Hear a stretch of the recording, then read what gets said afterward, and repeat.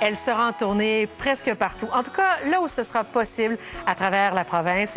Voici la reine du pop-folk québécois, Andréane Amalette. Bonjour, Andréane. Présentation. Qu'est-ce que t'en penses? La reine du pop-folk.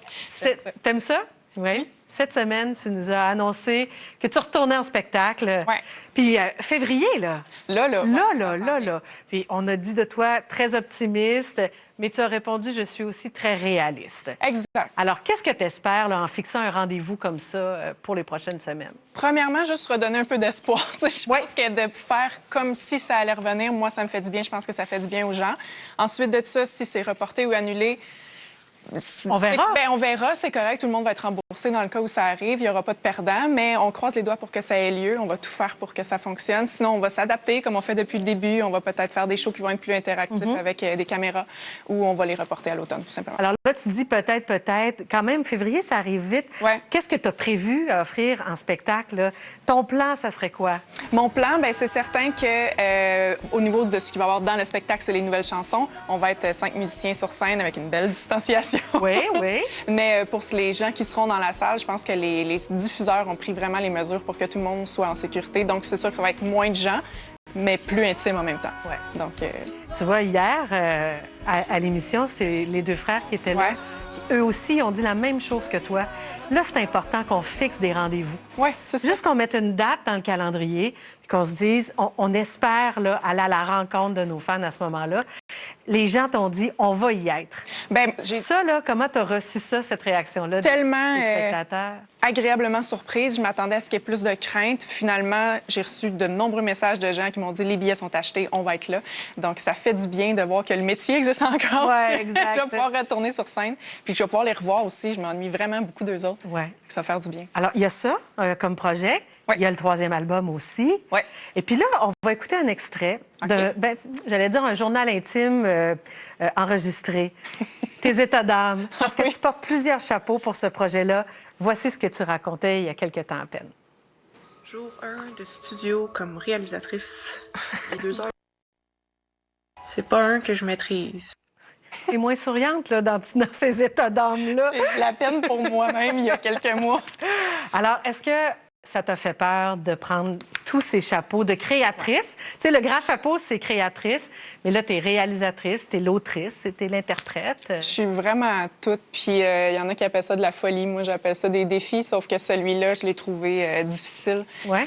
Mais à la fin de ce documentaire-là que je vais publier demain, finalement, j'ai décidé de réaliser moi-même mon album parce que à chaque fois que j'ai essayé quelque chose de nouveau, je me suis toujours plantée. Tu sais, la première fois que j'ai fait du bicycle, ça s'est vraiment mal passé. Qu'est-ce qui est arrivé? Je suis capable de faire du bicycle. Bien, je suis plantée dans le fossé. Ah, c'est ça. Passé Une vraie chute, là, comme on a tout fait. Puis aujourd'hui, je suis super bonne en bicycle. Fait que j'ai un peu cette attitude-là pour tout ce que je fais. Donc, le premier extrait que j'ai essayé de réaliser moi-même, c'était le brasier. Il y a eu beaucoup d'embûches, ça a été long.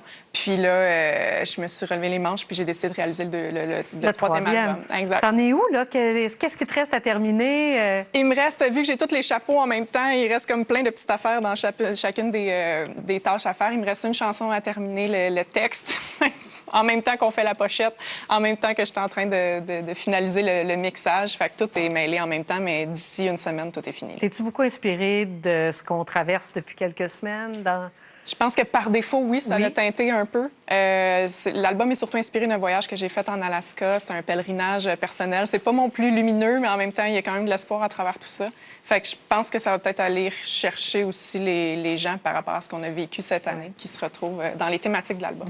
Oui. Quand on a dit que tu étais notre invité sur Facebook, les gens voulaient te poser des questions. Ah oui? OK. Oui, Vincent a regardé ça et il va faire le courrier du cœur. Oui, et puis on veut que plusieurs suivent ta carrière de près parce que ça tombe exactement dans ce dont vous discutiez dans les dernières minutes. Justine Guertin qui demande, tu portes plusieurs chapeaux professionnels. Puis là, on parlait autant compositrice, chanteuse, productrice, réalisatrice. Lequel préfères-tu? Tu en as découvert de nouveau. Lequel préfères-tu? Ouais, c'est une excellente question. Je pense que celui que je préfère, c'est celui d'artiste quand j'ai la chance d'aller rencontrer le public. C'est ma portion préférée, puis c'est ce qui rend concret tout ce que je fais en arrière aussi. S'ils ne sont pas là, tout le reste n'existe pas. Mais l'aspect productrice, je le trouve vraiment le fun. Wow! Ça me permet d'être créative. Oui. Ouais. Une autre question, Vincent?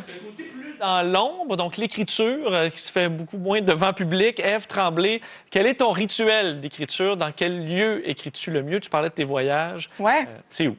C'est une bonne question. Il fut un temps où j'écrivais n'importe où, n'importe quand. Dans le métro, ça me tombait dessus, j'avais le temps, j'écrivais. Là, maintenant, avec tous les chapeaux, il faut que je me cédule des moments. Là, OK. avec la création. C'est dans l'horaire. Des rendez-vous, donc c'est souvent un chalet, toute seule, dans le bois. Puis ça se passe là. Et en terminant, question, je pense que tout le monde est curieux à propos de ça. Sylvie demande, as-tu un animal de compagnie? Si oui, lequel? Oui! C'est Inch'Allah. Mon chat. C'est un chat. C'est Inch'Allah, c'est pour ça. Le chat le plus idiot de la planète, mais le plus adorable aussi. Oui. Bon, écoute, là, nous, on va s'arrêter. Au retour, je vais te parler de Star Academy. Oui. Oui. Je vais aussi aller voir dans ton album photo. Question d'en savoir plus sur toi encore un peu.